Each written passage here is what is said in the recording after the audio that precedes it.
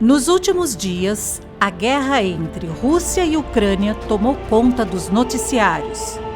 Enquanto incertezas assolavam os ucranianos, o mundo se via apreensivo, acompanhando cada decisão do governo russo.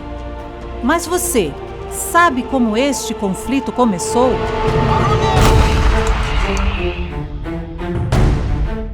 A relação entre os dois países, que já não era das melhores, piorou após a Ucrânia analisar a possibilidade de fazer parte da OTAN, Organização do Tratado do Atlântico Norte, criada em 1949 após a Segunda Guerra Mundial, justamente para evitar o avanço da União Soviética sobre o Ocidente. Vladimir Putin viu a situação como uma ameaça ao seu país, uma vez que a Ucrânia faz fronteira com a Rússia, e ter um aliado da OTAN como vizinho seria um risco muito grande aos russos. Em 24 de fevereiro, aconteceu o primeiro ataque do exército russo a Kiev, capital da Ucrânia. Em uma guerra desigual, a Ucrânia se viu sozinha, lutando contra uma das maiores potências bélicas do mundo. Enquanto a Rússia avança com seus ataques, a Ucrânia luta pela sobrevivência. Para eles, não é mais uma guerra de poder, mas sim a defesa de seu povo, de seu território, a defesa da democracia.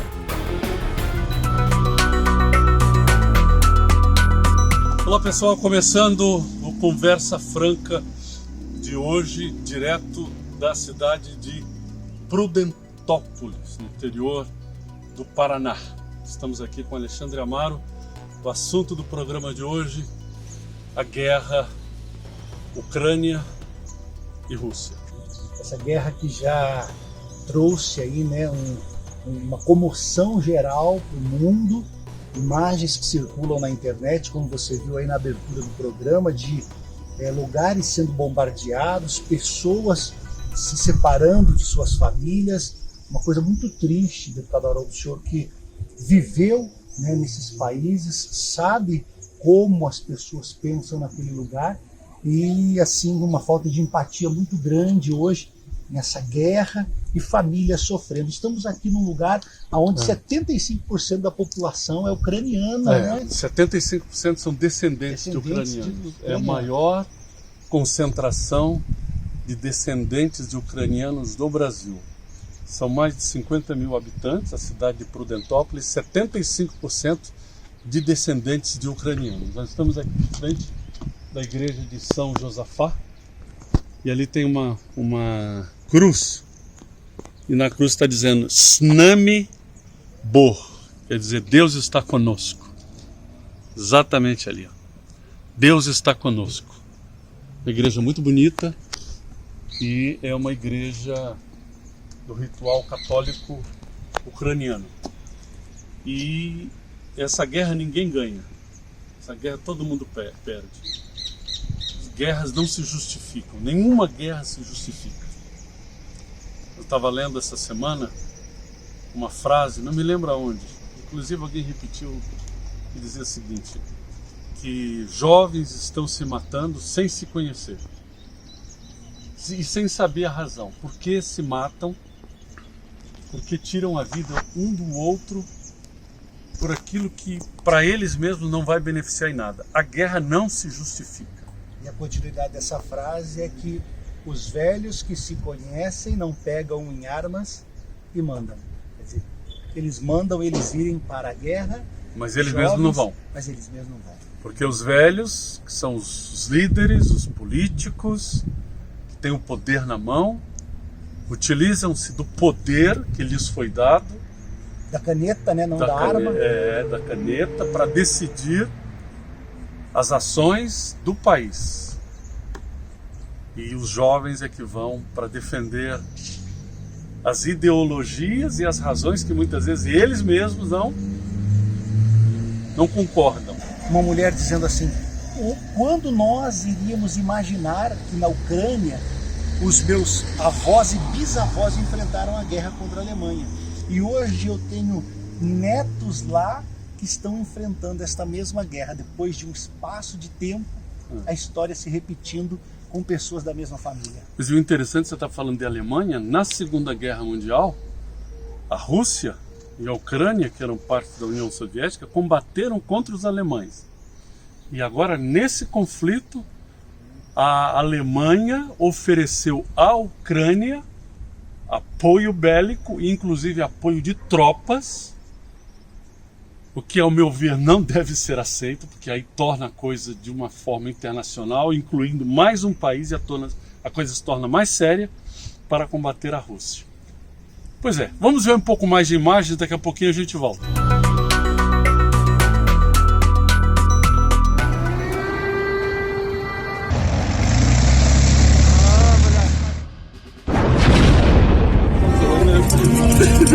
Rússia, Ucrânia,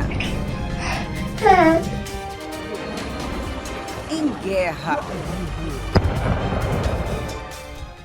Ucrânia, ataques deixam mais de 2.000 civis feridos. Total de mortos passam dos 350.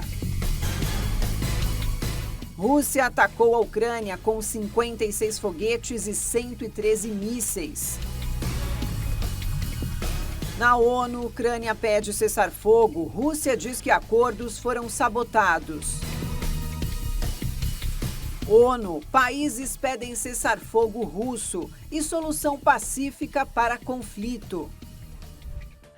No último domingo, o presidente Jair Bolsonaro disse que a posição do Brasil no Conselho de Segurança da ONU, onde ocupa uma cadeira temporária, será de neutralidade. O cientista político Carlito Neto afirma que o país já demonstrou sua posição. O Brasil é um aliado histórico da Rússia desde governos passados. A gente sabe que a tradição do Brasil em contexto de guerra é se manter em neutralidade, mas nesse momento o que está acontecendo é até uma certa divergência entre o que diz o governo brasileiro e o que diz a diplomacia brasileira. O presidente da República, que há alguns dias visitou a Rússia e disse que era solidário ao povo russo, agora diz que o Brasil mantém uma posição tradicional de neutralidade, chegou a dizer que teria conversado com o Vladimir Putin, depois foi desmentido pelo Itamaraty. O Itamaraty disse que não teve esse contato entre o presidente da República e o Vladimir Putin. Ao ser questionado também sobre um possível contato com o presidente da Ucrânia,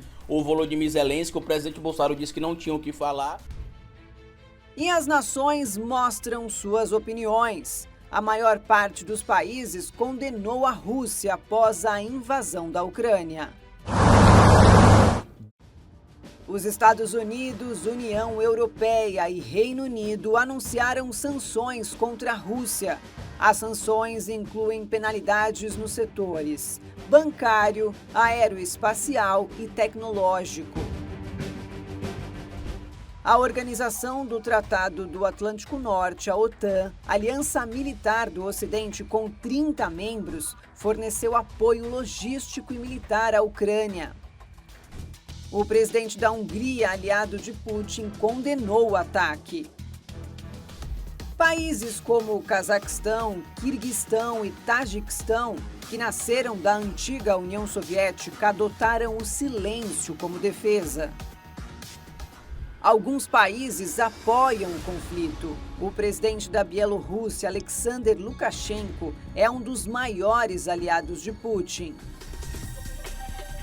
Cuba, que possui relação política com a Rússia, mostrou através de um comunicado sua posição, inclusive afirmando seus problemas com os Estados Unidos. Na nota, afirma-se que os americanos manipulam a comunidade internacional e que aplicaram sanções unilaterais injustas e ameaçaram com outras represálias. Paralelamente, acionou uma campanha propagandística anti-Rússia. Irã e Síria também estão a favor da decisão russa. O presidente da Nicarágua, Daniel Ortega, foi um dos primeiros líderes a declarar apoio a Putin. Uma das principais nações aliadas da Rússia na América do Sul, a Venezuela, também aprova a invasão da Ucrânia. Por fim, a Sérvia, também aliada à Rússia, disse que a invasão é contra a lei internacional, mas rejeitou pedidos dos Estados Unidos e da União Europeia para impor sanções a Moscou. Com países se posicionando contra e a favor da guerra, fica difícil encontrar uma resposta sobre o real interesse de cada um. Resta aguardar. Porque alguns aliados da Rússia podem ir até um certo ponto do lado da Rússia, depois pode soltar a mão da Rússia, e o jogo da guerra é como se fosse um jogo de xadrez. Cada peça que é movimentada ali em cima do tabuleiro pode mudar completamente o contexto político dessa guerra. Pandemia, guerra, como lidar com tantas ameaças à humanidade?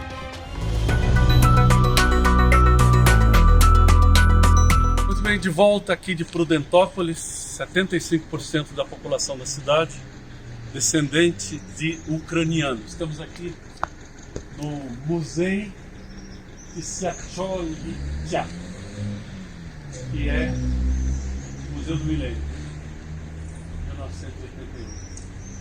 Museu esse que deve guardar aqui muitas lembranças, né, muitas memórias do povo ucraniano, e hoje é um lugar que muitas pessoas estão assim apreensivas, porque as pessoas têm familiares, né, entes queridos que estão lá na Ucrânia e vivendo esse bombardeio, né? É a raiz do povo, né?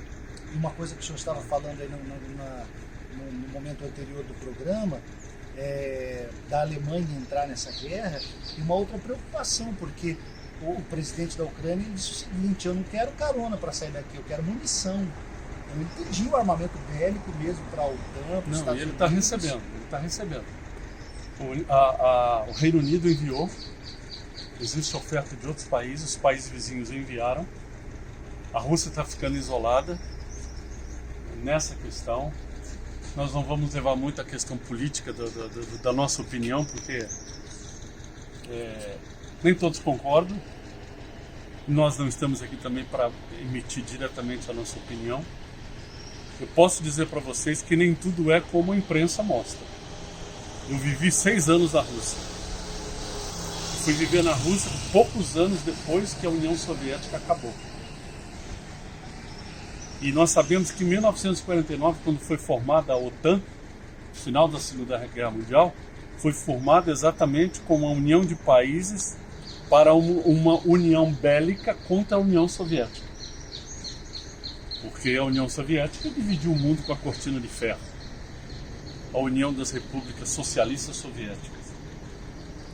Em 1991, quando Mikhail Gorbachev acabou com a União Soviética, cada país que compunha as 16 repúblicas que compunham a União Soviética, cada um passou a ser um país independente.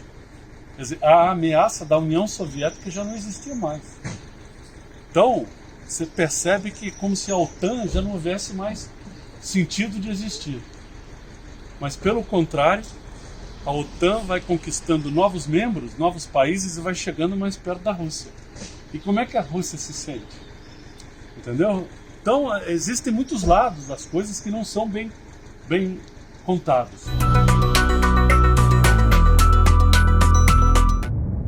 A cada dia, novas imagens. Depois que a Rússia invadiu a Ucrânia em 24 de fevereiro, o mundo vive um dos maiores dilemas da história. Afinal, como os outros países podem ou devem agir diante dessa situação de guerra?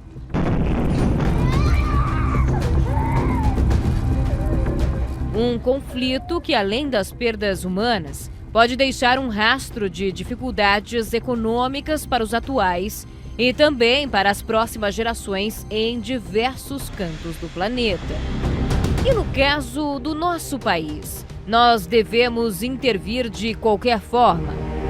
Numa entrevista exclusiva, o presidente Jair Bolsonaro respondeu a estas perguntas e falou sobre neutralidade. Nós somos pela neutralidade. Eu não posso buscar uma solução do outro lado do mundo. Somos um país que militarmente não está no topo, né, do mundo, e eu não posso, com isso, trazer problema para o Brasil. Nossa posição é bastante clara no futuro. Não estaremos diretamente ou automaticamente alinhado com quem quer que seja. Nós vamos ter a nossa posição. E o nosso voto poderá ser sim, não ou abstenção. O presidente se refere à economia do Brasil, que por causa da pandemia e de outros fatores, já está bastante delicada e, portanto, para ele, o país deve se manter neutro para não sofrer mais reflexos negativos impostos pela guerra externa. O Brasil não quer, ao tentar atenuar algo por lá de lá, trazer um grande problema para o nosso país.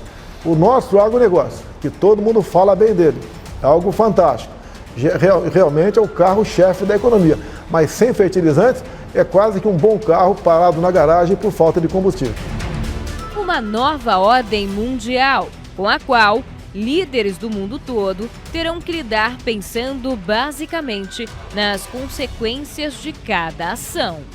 Essa crise Rússia-Ucrânia pode desembocar numa outra crise econômica sem precedentes. A Ucrânia e a Rússia, por exemplo, no tocante a nós dependemos dos fertilizantes da Rússia. Países da Europa, quase todos, dependem do gás. Os Estados Unidos dependem do alumínio. A Ucrânia é um dos grandes produtores de trigo, de soja e de milho. Isso influencia na cadeia alimentar do mundo. Os preços dos alimentos podem mais do que disparar. Nós podemos partir para a falta de alimento no mundo. E quanto às sanções contra a Rússia, este é o caminho mais acertado para retomar a paz na região? A própria guerra em si, ela já é ruim. Tem feito aí muito mal às pessoas, né, que não estão acostumadas a viver dessa forma. Quando nós voltamos um pouco no passado, nós vemos que a cultura era diferente de hoje, né? E nós não acompanhamos muitas coisas da guerra no passado, porque não tínhamos a internet como hoje, nós não tínhamos aí as facilidades de hoje, né? Hoje nós estamos aqui fazendo esse programa direto aqui do lugar onde tem a maior concentração de ucranianos, graças à internet, graças ao trabalho que hoje, né, a modernização dos dias atuais. Então as pessoas, elas pouco imaginam que isso possa acontecer, porque é tão rápido o diálogo, né? Mas nós vemos ainda que pelo poder muitas pessoas fazem tudo. E inclusive nós estamos aqui porque nós vamos participar de uma reunião na Universal aqui de Prudentópolis, que foi convocada por ser a maior cidade de descendentes ucranianos do Brasil, para nós orarmos exatamente por essa guerra na Ucrânia, por essa invasão russa na Ucrânia. Então, daqui a pouco a gente volta já lá do local da reunião, em que muitas orações serão feitas nesse sentido. Então, fica ligado com a gente. Nós vamos agora falar com o pastor Tiago Casagrande, que está em ligação direta conosco agora.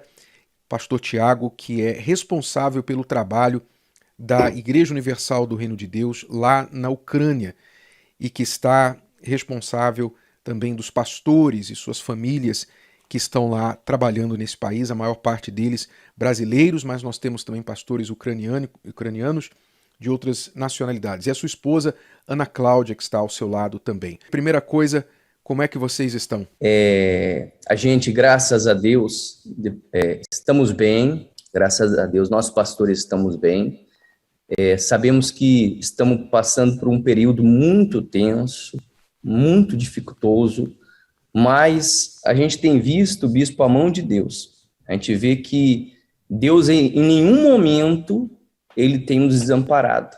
Que ninguém da nossa geração presenciou algo tão terrível, acho que presenciou algo tão tenebroso, tão triste, bispo. Eu entendo que vocês, nos últimos dias, deixaram a Ucrânia. Não vamos falar da localidade de vocês agora por causa de segurança, obviamente, mas vocês, com os pastores, suas respectivas famílias, deixaram o território ucraniano por razões óbvias e estão todos bem em um país vizinho. E como foi esse trajeto, como foi o clima de vocês? Vocês estavam em Kiev, na capital, que também nós vimos aí as imagens de ataques, inclusive você nos enviou imagens aí de um edifício que foi atacado, um edifício residencial, me parece, era residencial aquele edifício? Sim, senhor, residencial do lado da minha casa, bispo. Do lado da sua casa. Então, fala um pouquinho pra gente aí desse clima de guerra que vocês enfrentaram aí em Kiev e no caminho na saída da Ucrânia. Bispo, então, a gente, no caso, já foram quatro noites, né, sem dormir. Essa noite de que começou os ataques, todo mundo acordou assustado. Daí a gente olhou pela janela para ver o que estava acontecendo, era míssil, era bomba, algo bem tenso mesmo. Então a gente pegou uma malinha que a gente podia, já rapidamente já fomos para a igreja, já avisamos os pastores da capital ali próximo para pegar as coisas, algumas coisinhas. Quantos pastores brasileiros estão aí com vocês, que vocês estão responsáveis, estão aí juntos? No caso, bispo geral, somos em 17, né? Pastores brasileiros são 10, e o restante, assim, no caso, esposas, brasileiros estamos 17. E tem os outros ucranianos, né? Os pastores ucranianos não puderam sair do país. Não só. Então, o que a gente fez, né, bispo? A gente foi para a igreja, organizamos tudo, não largamos tudo, pegamos o telefone da igreja, organizamos tudo, como que vamos acompanhar as pessoas de longe. A gente fez toda aquela preparação. Muita gente saiu fora. Quando a gente abriu a janela de casa, o posto de gasolina já estava cheio, mas a gente já tinha os galões de gasolina, de combustível, já estava tudo guardado já, caso acontecesse alguma coisa. Como eu falei para o senhor, a estrada foi assim, o percurso foi bem complicado. Onde vocês estão? Vocês estão com comida, com combustível, estão bem alojados, seguros? Sim, senhor, estão bem alojados. Fiz a reunião ontem, domingo, online. O canal tem umas 500 e poucas pessoas que a gente conseguiu ali e assistiram mais ou menos. Eu estava vendo hoje, já tinha 500 e poucas pessoas que já tinham assistido. Quase todo o pessoal já tinha assistido a reunião. E essa senhora me ligou, que ela não tem como participar da reunião, ela não tem smartphone, é um celularzinho comum. Falou, pastor, como o senhor tá? A gente ama vocês.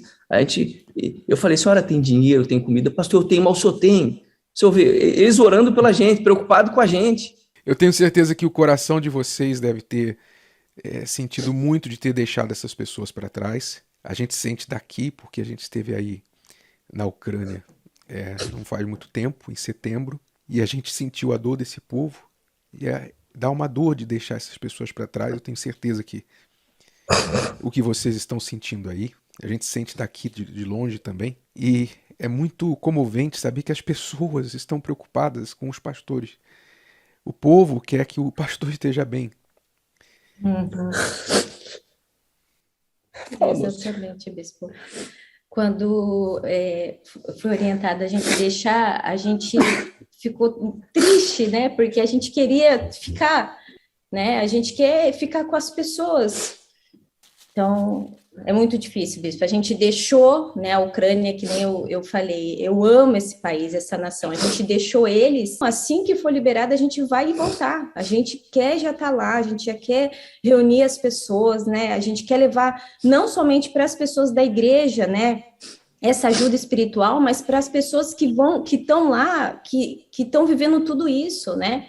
Bom, Tiago, Ana Cláudia, nós vamos continuar orando por vocês, vamos continuar em contato.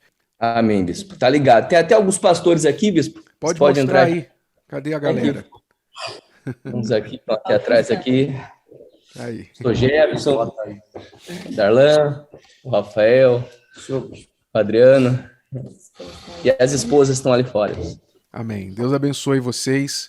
Fiquem firmes. Estamos orando e cremos que de tudo isso algo muito bom vai acontecer. Tá bom?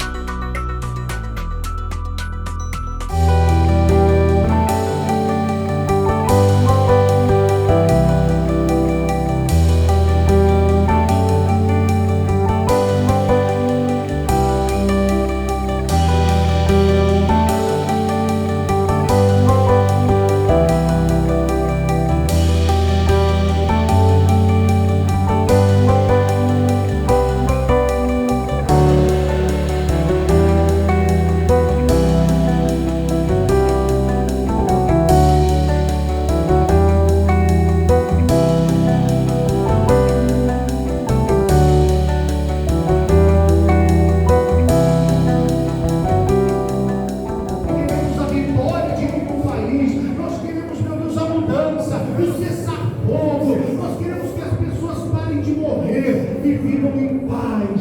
É o que nós determinamos, meu Pai. Ligamos todos nós, unidos no nosso corpo, num só propósito, num só espírito, aqui na tua casa de oração, meu Deus. Está escrito na tua palavra: o que dois concordarem sobre qualquer coisa na terra, acerca do que pedirem, será concordado nos céus. Nós unimos a nossa fé aqui agora. O Senhor disse: o que ligares na terra terá sido ligado nos céus. Nós estamos em um só espírito aqui, meu Deus, em uma só fé, e está havendo concordância aqui agora. Que haja concordância nos céus, que nesse momento, meu Deus, todo mal caia por terra e que o teu poder se manifeste, fazendo alguma coisa extraordinária acontecer. Nesse momento de oração, meu Deus, nós só queremos, meu Pai, que o teu poder se manifeste enquanto estamos orando aqui. São muitas vozes, meu Deus, são muitos clamores e orações sendo dirigidas a Ti. Atende a nossa oração, meu Deus. Tenha misericórdia, meu Deus, daquelas famílias. Tenha misericórdia de todos os atingidos, meu Pai. Aqueles que são atingidos diretamente ou indiretamente.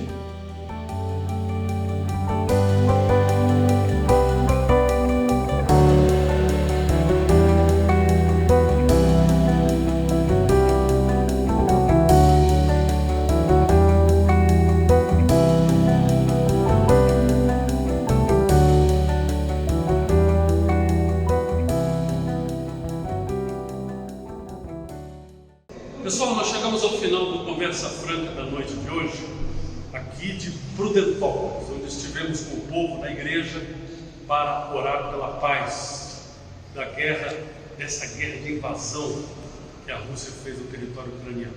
Conosco está aqui o bispo Rafael Cavina, que amanhã, às 9h30 da manhã, nós estaremos no Templo Maior da Universal. Na concentração de fé e milagres. Olha, a gente sai daqui de Prudentópolis felizes, porque nós cremos no poder da oração. Nós oramos com toda a nossa fé. O povo orou com a gente, em um só espírito, em uma só fé. E foi determinado aqui que aonde houver guerra, que a paz venha chegar. Aonde houver trevas, que a luz venha chegar. Aonde houver morte, que a vida venha chegar. E esse é o desejo sincero do nosso coração a todos que acompanham esse programa também. Perfeito. Então, essa pessoa está vivendo uma guerra, né, espiritual, uma guerra familiar. Ela vai vencer essa guerra amanhã, domingo. Ela tem toda a condição, católico, espírita, evangélico. Lá não tem distinção do tempo, né? O senhor faz um culto para todas as pessoas que querem chegar e vão receber essa força e essa paz nesse domingo especial.